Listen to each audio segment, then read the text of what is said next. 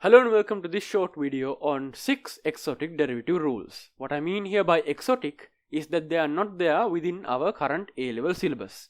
But if you of course go further in mathematics, you will probably encounter them at some point. If not, well, it's also possible. So then, moving on, the 6 derivative rules that we're going to be talking about are these right here. The derivative of y equal to the nth root of a certain function fx. And then second, the derivative of y equals f1x times f2x times f3x times dot dot for n number of different functions multiplied together. This right here is going to be an extension of the product rule. The product rule is within our syllabus, but the product rule only deals with two functions multiplied together. Here we have a whole bunch of functions. So then we'll be exploring that. Furthermore, we'll be exploring third, y equals f inverse of x, as in when y is the inverse function of x. And this is going to be of course only for the x's that are valid for the inverse function, because some inverse functions have certain specific ranges for which x is valid, some for which x is not valid. Furthermore, the next thing is y equals f of g of h of and so on down. We have a bunch of functions tied together into a composite function and x in the middle. So we are taking f of the value of g of the value of h of the value for a bunch of functions until we get to x. And then the next two here, 5 and 6, actually in all honesty deserve their own video because they are very large topics that need a lot of discussion to get through. However, I'm going to be briefly mentioning them and describing what they do in this video, and not going to be completely covering all of them. So then, let's start with the first one.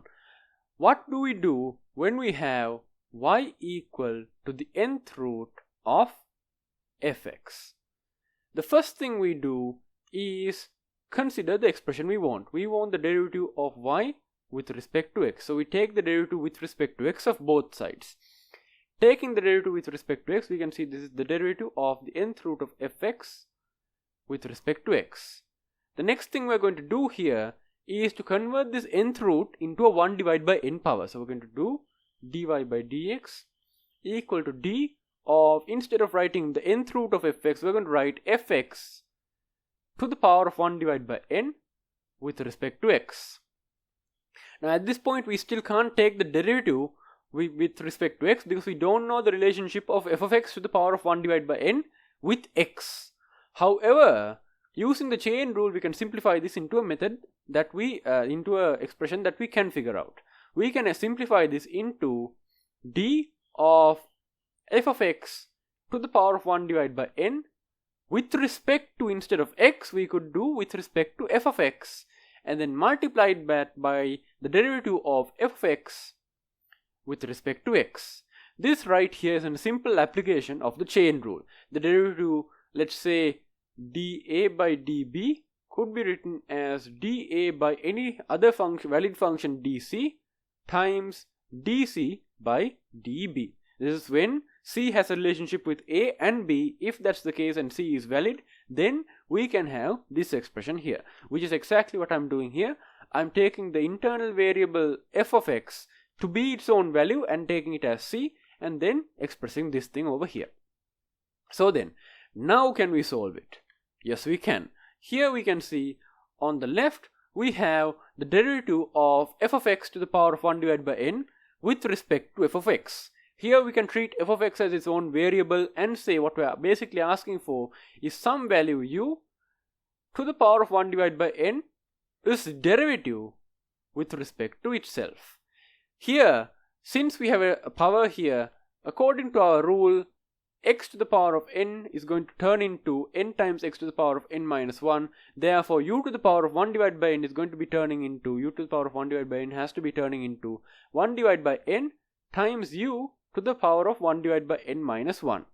Therefore, here what we have is this expression. Writing this out for u is f of x. Therefore, we have dy by dx equal to 1 divided by n times f of x to the power of 1 divided by n minus 1, which I'm actually going to put a bracket around f of x like this.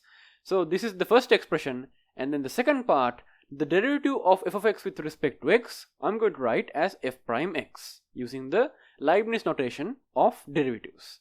So then This is the expression we require. The derivative is 1 divided by n times f of x to the power of 1 divided by n minus 1 times f prime x. Hence proven. Let's now go to the second one, which is when we have a whole bunch of functions and we are taking the product of all of them, and that is equal to y. So let's consider next that case. In this case, what we have is y equal to, case number 2, we have y equal to f1 of x times, and then here f2 of x times, and f3 of x, and then dot dot dot, a bunch of them all the way down to fn of x. The product rule is actually sufficient to solve this. You know how? The product rule states that when we have two functions multiplied together, let's say f of x times g of x, the derivative of f of x times g of x with respect to x is f prime x gx plus g prime x fx. Here what I'm going to do is to take all the functions other than the very last function and group them together into their own function. So here the function before the very last function is going to be fn minus 1 of x. I'm going to group all of these as a single function, as in the product of all of these other functions as a single product. Let's say g of x. And then doing that, we can see what we now have is something that we can use the product rule for. What we then have after we do this grouping is that y equals g of x times fn of x. So therefore, taking this thing's derivative, dy by dx is g prime of x, which I'm actually going to write instead as d gx by dx multiplied by fn of x plus, and then here g of x times fn prime of x. So then here g of x is this whole product here, which means this term is all the functions multiplied together except for the very last function times the very last function's derivative. And then here we have the very last function being multiplied by the derivative of every other function. Notice what this thing is. If we extract this thing out, the derivative of gx with respect to x is going to be the derivative of this product of functions. Does it look familiar? Well, of course it does. It looks exactly the same as what we had earlier, except we're missing one term. If I write this down, this is the derivative of f1x times f2x times dot dot dot all the way down to f, and this time I'm going to do n minus 2x times f n minus 1x. fnx is missing because it's no longer part of the thing, because gx was only going up to fn minus 1x with respect to x.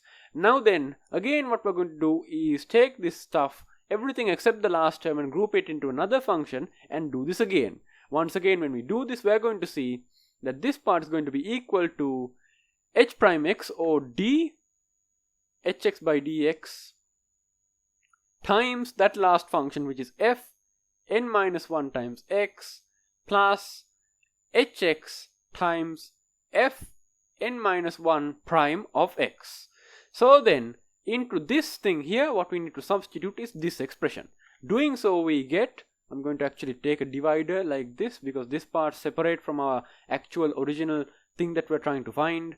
Write down here dy by dx is equal to fn of x times this part, which is all of this. So then fn of x times that is d of hx with respect to x times fn minus 1 of x times fn of x plus, and then the other part is h of x times fn prime fn minus 1 prime of x. So here we have h of x times fn minus 1 prime of x times fn of x plus the final term, which was g of x times fn prime of x. So plus g of x times fn prime of x.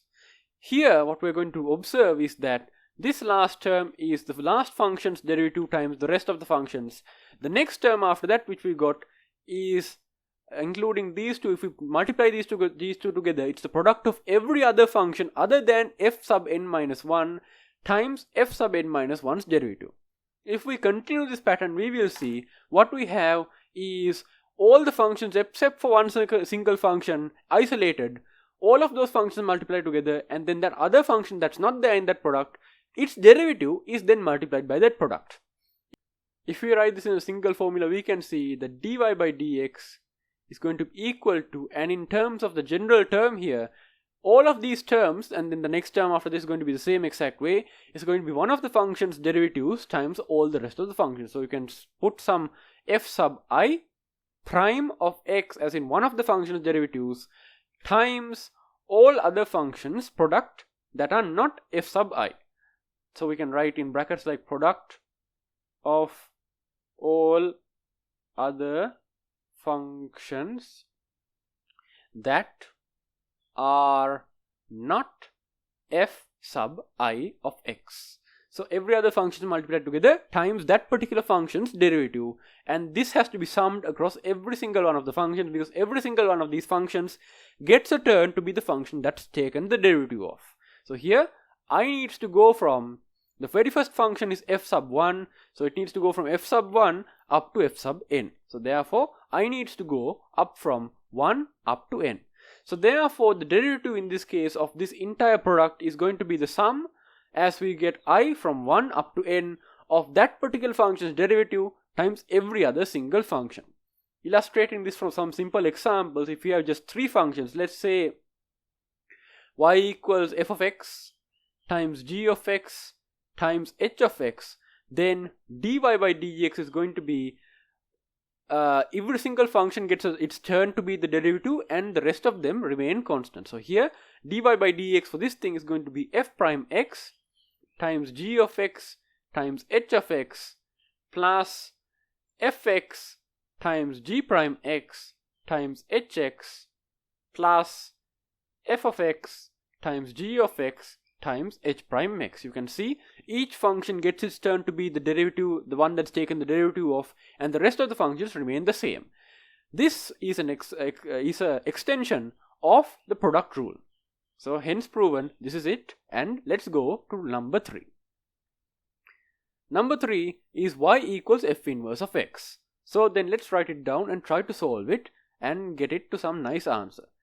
If we have y equals f inverse of x, provided that f inverse of x is a valid inverse function to the function f of x, we can take f of both sides and say that f of y is equal to f of f inverse of x, and provided that f inverse of x is a proper inverse function, this is going to be x. So then we have f of y equal to x.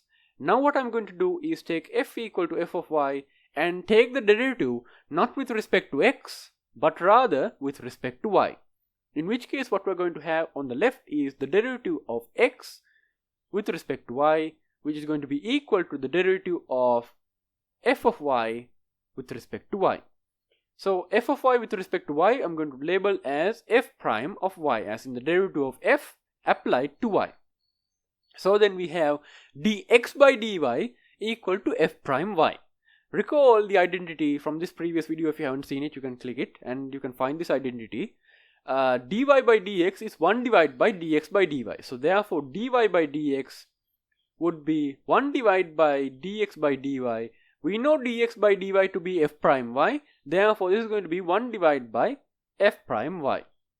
Now then I'm actually going to substitute this y as this expression over here. We know that y is equal to f inverse of x, so I'm actually going to substitute that and say that in this case dy by dx is going to be 1 divided by f prime of, and instead of y we're going to substitute f inverse of x, and this right here is going to be our final expression.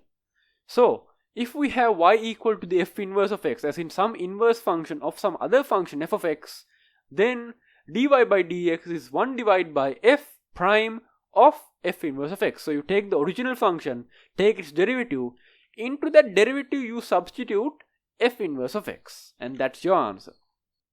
So then on to number 4. Number 4 is y equals, instead of putting f of g of h of and so on, we're going to put f1 of f2 of f3 of, and then down all the way up to, let's say, fn minus 1 of f of fn of x, and upward and closing all the brackets. So what we want to find here is dy by dx. To do this, what we're going to do, is recursively define these as different variables and find different relationships between them. I'm going to define this very inner part as, let's say, un. The next part in here I'm going to define as un minus 1. And then after that, with the next function, I'm going to define this as un minus 2. All the way outward, this thing here with the third function I'm going to define as u3.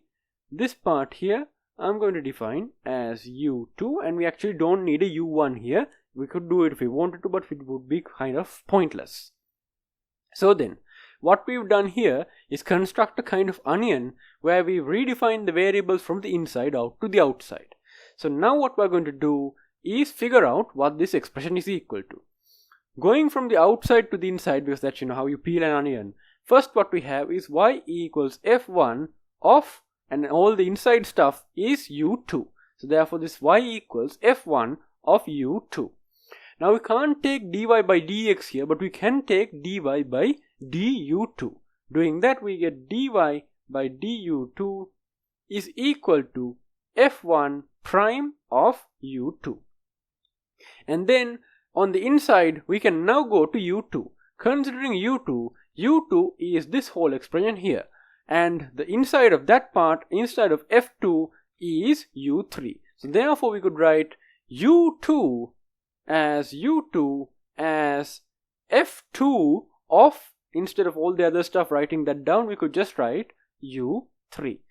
Now, we still can't find dy by dx or du2 by dx, but we can find du2 by du3. du2 by du3 here, according to this, is going to be f2 prime of u3. And then we can keep going down like this. For u3, we have f3 of something on the inside, which is going to be u4. Then that will be continued like that. We have u3 equal to f3 of u4. And that's going to give us that du3 by du4 is equal to f3 prime of u4, and so on all the way down. So what we're going to get here is, for this thing we can see du2 by du3 is this, and du3 by du4 is this. If we keep going down, at the very center what we have, we'll start from un minus 1. Un minus 1 is going to be fn minus 1 of un, so we can write that down as un minus 1 is equal to fn minus 1 of un. So therefore, we cannot still find dun minus 1 by dx, but we can find dun minus 1 by dun, which is going to be fn minus 1 prime of un. And finally, what we can now do, un is simply fn of x, so therefore we can do un is equal to fn of x. Now then, using this, we can find finally some dx. We can find dun by dx as being fn prime of x. So what we have here is dy by du2, du2 by du3, du3 by du4. We're going to have the rest of them and so on like that. And then we're going to have all the way down to dun minus 1 by dun and dun by dx. What we're now going to do to finally find dy by dx is multiply all of these together. Because recall the chain rule, dA by dB is dA by dC by times dC by dB. We are going to be extending this and saying that dy by dx is equal to dy by du2 times du2 by du3 times du3 by du4 times ... all the way down to dun minus 1 by dun times dun by dx. And now what we're going to do is simply substitute all of these in. So then substituting all of these, this is going to be equal to dy by du2 is f1 prime of u2. So we can write f1 prime of u2. So f1 prime u2. The next part, du2 by du3 is going to be f2 prime of u3. The next part is going to be f3 prime of u4. So u4, and so on all the way down to the very last ones are going to be fn minus 1 prime of un and finally fn prime of x. So then we are going to have this. Now these u2, u3, u4 and so on were things that we substituted in to make it easier. We can now resubstitute them back in as the original values and get rid of them, because these things are really just placeholders so that we can do our calculations easier.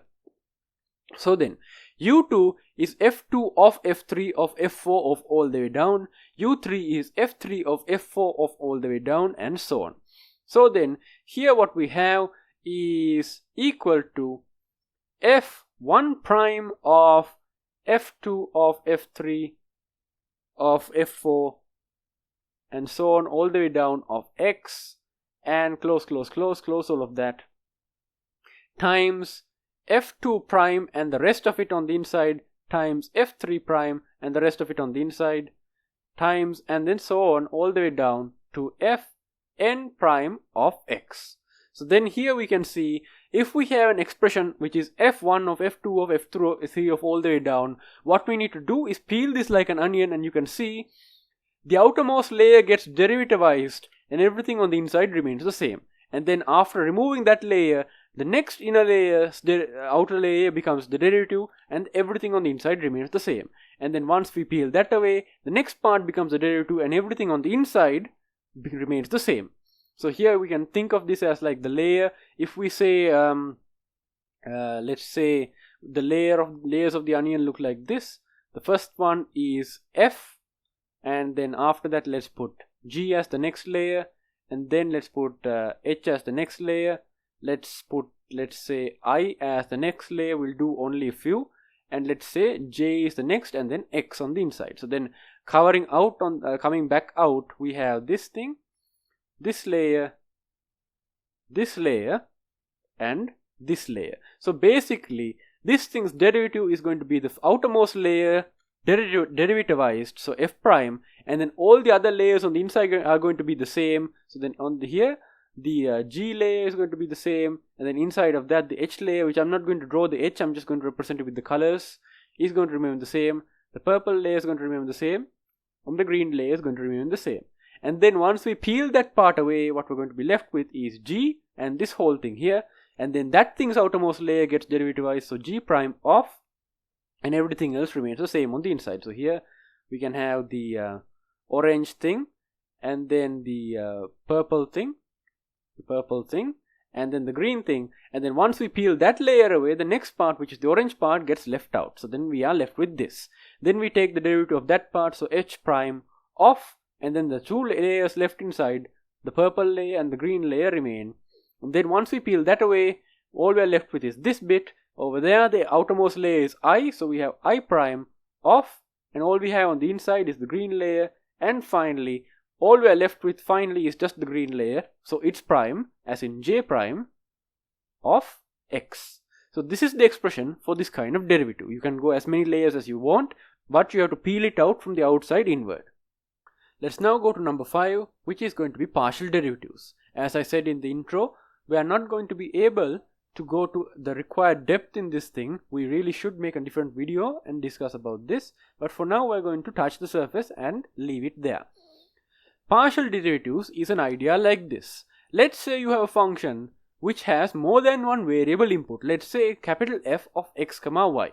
Let's say this is equal to y cubed plus 2yx squared plus 3xy minus 2x plus 3. This is our function which takes two inputs, therefore it's a multi-valued function. Here we cannot take this function's derivative with respect to x and y separately or something like that, and instead what we have to do if we want to take this function's derivative with respect to x or with respect to y is treat the other variable as if it were a constant. This is exactly the idea of partial derivatives. In a partial derivative, what we do is consider every other variable other than the variable we're talking about to be a constant and evaluate it like a normal derivative. This has a special symbol. It's like a backward 6. This delta is like a backward 6. It's something like this. And this is the partial derivative of f of xy with respect to x. So this partial derivative is what happens when we consider y to be a constant and derivate only with respect to x. So then if y is a constant here, y cube would be a constant, so its derivative is going to be 0. 2y times x squared is going to be 2y times the derivative of x squared, which is going to be 2x, so 2y times 2x plus, and then 3xy here, 3 and the y are going to be constant, so we can take that out as 3y times the derivative of x, which is going to be 1, and then minus 2x's derivative is going to be minus 2, plus 3's derivative is going to be 0. So therefore, the partial derivative of f of xy with respect to x is going to be 2y times 2, as in 4y times x plus 3y minus 2. Now note, this is only valid when we are not changing y. If we are changing y, something else is happening. Like if we are considering what happens when we change x and y at the same time, some other behavior is going to occur. What this is considering that we don't change y and we only change x. That is, on this function f of xy, we only go in the x direction, we don't go in the y direction, and we see what happens. Furthermore, here what we're doing is taking the partial derivative of f of xy with respect to x. We could also take the partial derivative of f of xy with respect to y as well. Doing that, if we do that, we're going to get a different answer. The partial derivative of f of xy with respect to y needs to be evaluated like this. Now that we're taking it with respect to y, x needs to be treated as a constant. So then, doing that, y cube's derivative is going to be 3y squared, and then 2 times x squared is in this case the constant, so 2x squared is going to be taken out as a constant multiplied by the derivative of y, which is 1, and then 3xy here, the 3x needs to be taken out as a constant, so plus 3x times the derivative of y, which is 1. This minus 2x is now a constant since we are taking it with respect to y, not with respect to any x's, so this is a constant, and this 3 here is also a constant. So therefore, the derivative, the partial derivative of f of xy with respect to y is going to be 3y squared plus 2x squared plus 3x. Now don't let the presence of these x's fool you. Here these x's are constant and we are only considering what happens when we change the y for a specific value of x. So here the x is a variable that we need to substitute, not a variable that happens to be changing as we move along the function. Here we are only moving in the y direction and considering the slope of the graph as we move in that y direction. So that's all we're going to be talking about partial derivatives, because we really cannot go any further than that without introducing some more advanced things that will take a long time to discuss, so we'll not do that. Rather, we'll go to our final point.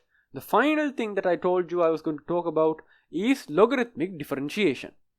The reason we would want to do logarithmic differentiation is because logarithms make algebra easier, and because they make algebra easier, they could also potentially make other things in derivatives also easier.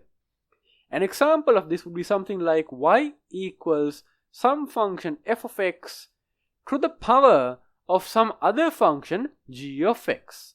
This thing could be made easier using logarithmic differentiation. The idea here is that we're going to take the natural logarithm of both sides. Taking the natural logarithm of both sides, on the left what we have is the natural logarithm of y, and is going to be equal to the natural logarithm of, and I'm going to put some larger brackets for this thing, the natural logarithm of f of x to the power of g of x and that. So now what we're going to do is use our logarithm laws. We know that if we have one thing to the power of another thing inside of a logarithm, it is just that thing on the outside times the first thing is logarithm. Therefore, we can write that the natural logarithm of y is equal to g of x times the natural logarithm of f of x. If you don't know this, go ahead and check this video on the top right here and come back.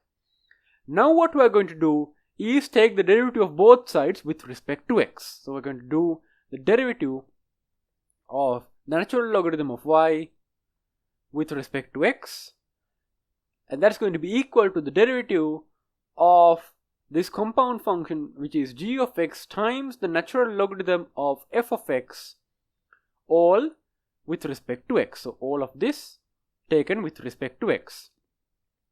Now in this case on the left, we cannot directly take the derivative of the logarithm of y with respect to x. Rather, we need to use the chain rule and write on the left side, this is going to be equal to the derivative of the natural logarithm of y with respect to y times the derivative of y with respect to x. There's our dy by dx that we wanted. On the right side, we have a product of two functions, g of x times the natural logarithm of f of x. Therefore, this is going to be the derivative of the first thing, d gx by dx times the second thing, which is the natural logarithm of fx, plus the first thing, which is g of x times the derivative of the natural logarithm of f of x with respect to x. So d ln fx with respect to x. Now here we are still not done, since here we cannot differentiate the logarithm of f of x with respect to x directly. So what we need to do is some more simplification. First, let's simplify this left hand side. Recall that the derivative of the natural logarithm of something with respect to that variable is going to be 1 divided by that variable. Click this video here if you don't remember that. That means that this part on the left is going to be 1 divided by y. So we have 1 over y times dy by dx, so times dy by dx equaling, on the right here I'm going to replace this thing with g prime x, it's just the change of expression to make it look nicer, times the natural logarithm of f of x plus g of x times, and here the natural logarithm of f of x with respect to x, as in d ln x ln of fx with respect to x, I'm going to turn into d ln of x fx with respect to first f of x and then multiplied by derivative of f of x with respect to x. This right here is an application of the chain rule.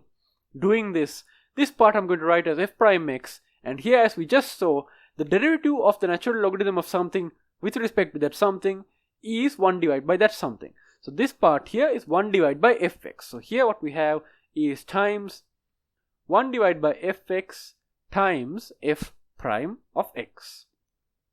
Now then, cleaning all of this up, we can see we can take this y to the right hand side, and this y is equal to f of x to the power of g of x, which I'm not going to write, I'm just going to write it as y, and then we can see dy by dx is equal to y times g prime x times the natural logarithm of fx, so ln fx, plus g of x times f prime of x over fx.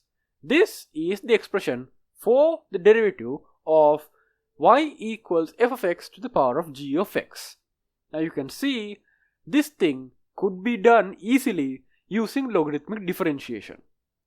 This is not the only example, of course. Any example where you have powers of one function to the other function, no, some messy product of a bunch of functions together or something like that, you can always take the logarithm, do this operation, and then invert this operation, as in substitute the y as f of x to the power of g of x, and then you have your expression.